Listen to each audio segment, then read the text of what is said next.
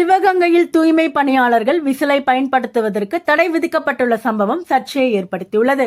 சிவகங்கை மாவட்டத்தில் சிவகங்கை பேருந்து நிலையம் பின்புறம் அமைந்துள்ள 21வது வார்டில் தூய்மை பணியாளர்கள் இனி விசில் பயன்படுத்தக்கூடாது என்று அந்த பகுதி திமுக கவுன்சிலர் உத்தரவிட்டுள்ளதாக தகவல்கள் வெளியாகியுள்ளன.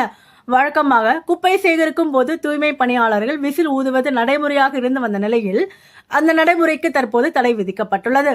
தூய்மை பணியாளர்கள் பயன்படுத்தும் விசில் சத்தம் அரசியல் ரீதியாக தவறாக புரிந்து கொள்ளப்படலாம் என்ற காரணத்தை முன்வைத்து இனி அந்த வார்டில் விசில் சத்தம் கேட்கக்கூடாது என அறிவுறுத்தப்பட்டுள்ளதாக கூறப்படுகிறது. இதன் காரணமாக பணியாளர்கள் தங்களது வழக்கமான பணிமுறையில் மாற்றம் செய்ய வேண்டிய சூழல் உருவாகியுள்ளது. இதற்கு பதிலாக தூய்மை பணியாளர்கள் ஒலிபெருக்கி மூலம் திமுக அரசு தொடர்பான பாடலை ஒளிபரப்பி அதன் வழியாக பொதுமக்களுக்கு தகவல் தெரிவித்து குப்பைகளை சேகரிக்க வேண்டும் என்று கவுன்சிலர் அறிவுறுத்தியுள்ளார்.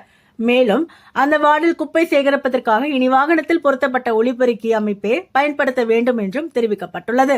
இந்த உத்தரவு அந்த பகுதியில் தற்போது பெரும் சர்ச்சையை ஏற்படுத்தியுள்ளது. தேர்தல்கள் நெருங்கி வரும் சூழலில் அரசியல் சார்ந்த உள்ளடக்கங்களுடன் கூடிய இந்த அறிவுறுத்தல் தேவையா என்ற கேள்வி எழுந்துள்ளது. தூய்மை பணியாளர்கள் தங்களது பணியில் அரசியல் சாயல் புகுத்தப்படுவதாகவும் இது அவர்களுக்கு தேவையற்ற அழுத்தத்தை உருவாக்குவதாகவும் சிலர் கருத்து தெரிவித்து வருகின்றனர். சேப்பாக்கம் விசில் விவகாரத்துடன் ஒப்பீடு. இதேபோல் சமீபத்தில் சேப்பாக்கம் பகுதியில் நடைபெறும் சில நிகழ்வுகள் மற்றும் பொது இடங்களில் விசில் பயன்படுத்தக்கூடாது என்று அறிவுறுத்தப்பட்டதாகவும் செய்திகள் வெளியாகின. பொது அமைதி மற்றும் ஒழுங்கு காரணங்களை முன்வைத்து எடுக்கப்பட்ட அந்த முடிவும் அப்போது விவாதத்தை ஏற்படுத்தியது. சிவகங்கை மற்றும் சேப்பாக்கம் சம்பவங்களை இணைத்து பார்க்கும் பொழுது விசில் பயன்பாடு தொடர்பான கட்டுப்பாடுகள் அரசியல் மற்றும் சமூக ரீதியாக புதிய விவாதங்களை கிளப்பி வருகின்றன.